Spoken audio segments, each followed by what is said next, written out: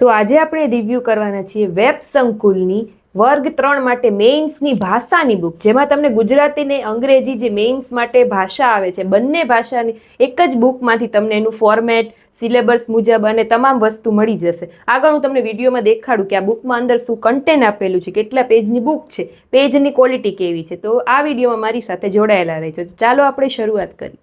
તો આજે આપણે વેબ સંકુલની જે વર્ગ 3 મેઇન્સ મંત્ર ભાષા એટલે કે ગુજરાતી પ્લસ ઇંગ્લિશ બંનેની તૈયારી તમારી એક જ બુક માટે મેઇન્સની થઈ જશે. હવે જો રેવન્યુ તલાટી છે, સીસી ગ્રુપ એ છે, પીએસઆઈ છે, એની મુખ્ય પરીક્ષા માટે આ બુક છે તમારા માટે કામની છે. ગુજરાતી તથા અંગ્રેજીના તમામ ફોર્મેટો આપેલા છે, ફોર્મેટોની સમજૂતી આપેલી છે અને તમામ ફોર્મેટના ઉદાહરણો અને મોડેલ ઉત્તરો છે એ આપેલા છે. તો ચાલો હું તમને બુક છે અંદરથી ઓપન કરીને દેખાડું. સૌથી પહેલા તમે ઓપન કરશો એટલે જો અહીંયા લખેલું છે ઇન્ડેક્સ છે. ઇન્ડેક્સમાં પહેલા ગુજરાતી ભાષા છે, એમાં શું છે તો કે નિબંધ લેખન, વિચાર વિસ્તાર, સંક્ષેપીકરણ, ગદ્ય સમીક્ષા, પત્ર લેખન, ચર્ચા પત્ર, અહેવાલ અને અંગ્રેજી ભાષામાં સેમ જ essay writing, letter writing, report writing. સૌથી પહેલા ભાગ 1 ગુજરાતી ભાષા અહીંયા શરૂ થાય છે. એમાં પહેલું છે નિબંધ લેખન. હવે નિબંધ કોને કહેવાય, એનો પરિચય, નિબંધ લેખન, નિબંધના પ્રકાર કેટલા છે, બધી સમજૂતી પણ અહીંયા સાથે આપેલી છે. જો કેટલા પ્રકારના નિબંધ છે, નિબંધ માટેની મુખ્ય વિષય વસ્તુ શું છે, એનું ફોર્મેટ કેવું હોય છે, કેવા વિષયની પસંદગી કરવાની હોય છે, એની રૂપરેખા શું હોય છે. ટૂંકમાં નિબંધ વિશે જેને કંઈ ખબર જ નથી ને એ પણ આ બુકમાંથી નિબંધ વિશે શીખી જશે અને નિબંધ લખતા પણ થઈ જશે.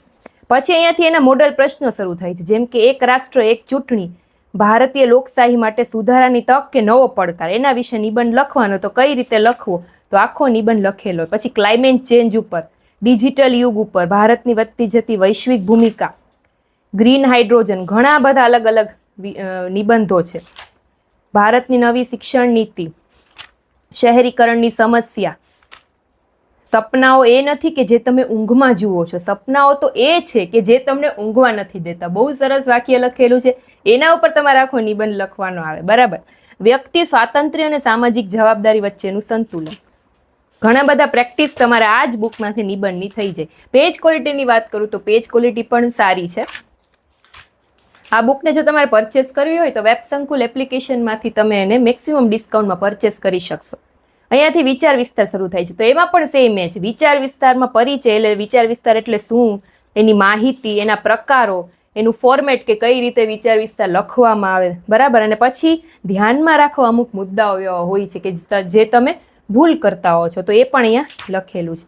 પછી અહીંયાથી વિચાર વિસ્તાર શરૂ થાય છે, જેમ કે પેલું છે કે વાંચવાથી જે મળે ને એ જ્ઞાન જગતમાં ન મળે, પુસ્તક સમો મિત્ર નહીં જે સાચો પંથ દેખાડે. તો એના વિશે તમારે વિચાર વિસ્તાર કરવાનો આવે તો અહીંયાથી શરૂ થાય છે. ઘણા બધા વિચાર વિસ્તાર છે. જુઓ તમે ટોટલ વિચાર વિસ્તારની વાત કરીએ તો 41 વિચાર વિસ્તાર આપેલા છે. બરાબર. પછી અહીંયાથી સંક્ષેપીકરણ શરૂ થાય છે. એમાં પણ સેમ એમ જ માહિતી, એનું ફોર્મેટ અને અહીંયાથી પછી સંક્ષેપીકરણના મોડલ પ્રશ્નો શરૂ થાય છે. સંક્ષેપીકરણ એટલે શું, ફકરો આપેલો એનું તમારે સંક્ષેપ કરવાનું. બરાબર. એને ટાઇટલ આપવાનું. જો ઘણા બધા સંક્ષેપીકરણ છે. ટોટલ વાત કરીએ તો આમાં 34 સંક્ષેપીકરણ આપેલા છે. એટલા તો તમારી પ્રેક્ટિસ માટે ઇનફ કહેવાય. પછી ગદ્ય સમીક્ષા. ગદ્ય સમીક્ષા કોને કહેવાય, એને ધ્યાનમાં રાખવાના મુદ્દાઓ કયા કયા છે, એનું ફોર્મેટ શું છે, બધું આપેલું છે. અહીંયાથી ગદ્ય સમીક્ષા શરૂ થાય છે. ગદ્ય સમીક્ષા એટલે શું કે પેરેગ્રાફ આપેલો હોય, ક્વેશ્ચન આપેલા હોય, પેરેગ્રાફમાંથી જ ક્વેશ્ચનના આન્સર શોધીને તમારે લખવાના હોય. બરાબર.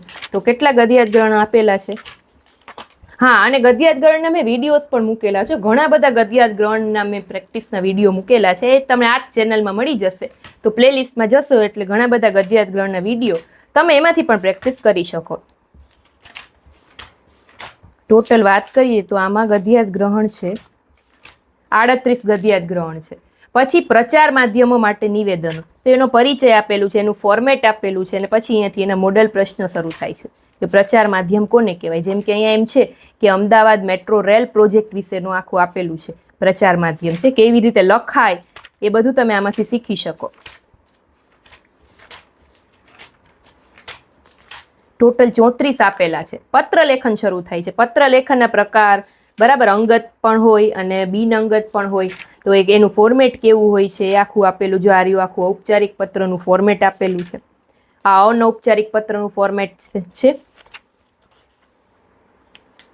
હવે તો જો કે પત્રના જમાના બહુ ઓછા થઈ ગયા, પણ આજે સરકારી કચેરીમાં પત્રથી જ છે શું કહેવાય વ્યવહારો થતા હોય છે ઘણી જગ્યાએ. અત્યારે તો આપણે શું શુભેચ્છાઓ માટે ને એ બધા પત્રો તો બંધ થઈ, કેમ કે વોટ્સઅપનો જમાનો આવી ગયો. છતાં પણ જો આ પરીક્ષામાં પૂછાય છે એટલે આપણે કરવું તો પડે જ. તો જો અહીંયા મોડેલ પ્રશ્નો આપેલા છે. જેમ કે જો અહીંયા લખેલું કે તમારા બાળપણના મિત્રએ તાજેતરમાં જ પોતાનો નવો બિઝનેસ શરૂ કર્યો છે, તો એના અભિનંદન માટે તમારે પત્ર લખવાનો હોય તો કઈ રીતે તમે લખી શકો છો. ટોટલ 15 પત્રો આપેલા છે. પછી ચર્ચા પત્રના ફોર્મેટ આપેલા છે, જો છે આ એના વિષયો. પછી અહીંયાથી એના મોડેલ પ્રશ્નો શરૂ થાય છે. જેમ કે તમે એક જાગૃત નાગરિક છો, શાળા અને હોસ્પિટલની નજીક લગાવવામાં આવતા મોબાઈલ ટાવરના રેડિયેશનથી જે સ્વાસ્થ્યના જોખમ થાય છે એના અંગે તમારે સરકારનું ધ્યાન દોરવાનું છે. તો એના માટેનો ચર્ચાપત્ર તમારે અહીંયા લખવાનું. આજ તો કાલ સવારે તમારે પણ કોઈ કમ્પ્લેન કરવાની આવે, બરાબર, તમારા વિસ્તારમાં એવી કાંઈ, તો તમે આ રીતે ચર્ચાપત્ર લખીને જણાવી શકો. ટોટલ ચર્ચાપત્રની વાત કરીએ તો 25 છે. પછી અહેવાલ લેખન શરૂ થાય છે, એના મોડેલ પ્રશ્નો છે.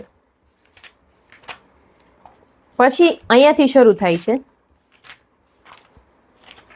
ભાષાંતર, એટલે કે ટ્રાન્સલેટ. જો ટ્રાન્સલેટ જ કરેલું છે, ગુજરાતી લખેલું અથવા તો ઇંગ્લિશ લખેલું તમારે ટ્રાન્સલેટ કરવાનું, બરાબર, એ પણ પૂછાય છે. એની પણ ઘણી બધી પ્રેક્ટિસ તમારે થઈ જાય. પહેલા સેન્ટેન્સના ટ્રાન્સલેશન છે, પછી અહીંયાથી આખા ગદ્ય ખંડના એટલે કે પેરેગ્રાફનું ટ્રાન્સલેશન છે. પછી અહીંયાથી શરૂ થાય છે ભાગ 2, એટલે કે અંગ્રેજી ભાષા. સૌથી પહેલા છે એસે રાઇટિંગ, સેમ એજ ઇન્ટ્રોડક્શન. પછી ટાઇપ્સ ઓફ એસે, નિબંધના જેમ પ્રકાર હતા ઇંગ્લિશમાં પણ એમ જ એનું ફોર્મેટ આપેલું હશે, જો આ એનું ફોર્મેટ છે. અને પછી મોડેલ પ્રશ્નો અહીંયાથી શરૂ થશે. The role of tourism in economic development, એનું એસે તમારે લખવાનું છે. જો change is the only constant in life.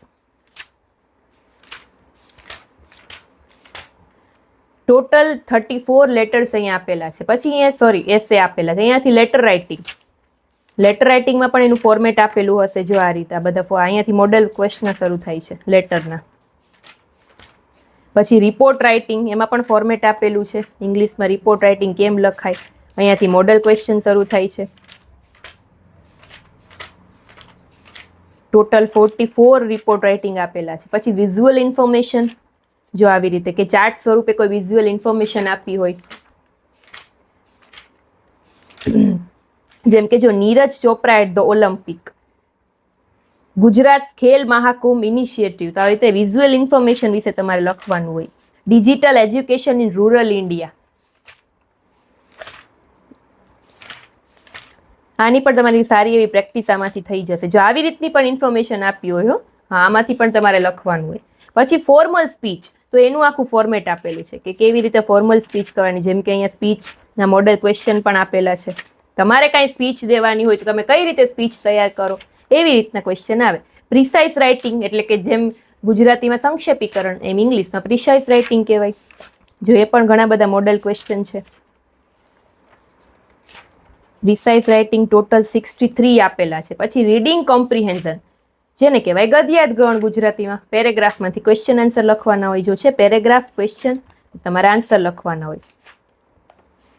A total 10 આપેલા છે. પછી ટ્રાન્સલેશન, જેમ ગુજરાતીમાં આવ્યું ભાષાંતર એવી જ રીતે છે. પહેલા સેન્ટેન્સનું અને પછી પેરેગ્રાફનું ટ્રાન્સલેશન છે. તો અહીંયા આપણી બુક પૂરી થાય છે. ટોટલ પેજની વાત કરીએ, 420 પેજની આ બુક છે. તમને વેબ સંકુલ એપ્લિકેશન ડાઉનલોડ કરશો એટલે મેક્સિમમ ડિસ્કાઉન્ટ સાથે આ બુક મળી જશે. આ બુક તો કે વર્ગ 3ની જે મુખ્ય પરીક્ષાના ભાષાના પેપર માટે એક તો ઉપયોગી છે. ગુજરાતી અને અંગ્રેજી ભાષાની તૈયારી એક જ પુસ્તકમાંથી તમે કરી શકો. ગુજરાતી અને અંગ્રેજીના વર્ગ 3ની પરીક્ષાના તમામ ફોર્મેટો આપેલા છે. દરેક ફોર્મેટની સમજૂતી આપેલી છે. ફોર્મેટમાં પ્રેક્ટિસ પ્રશ્નો પણ આપેલા છે અને લેખન પ્રેક્ટિસ ઉપયોગી પુસ્તક છે. ફરી પાછા મળીશું આપણે નવા જ એક વિડીયો સાથે. ત્યાં સુધી નવા લોકો ચેનલને સબસ્ક્રાઇબ કરી લેજો. ચલો બાય બાય.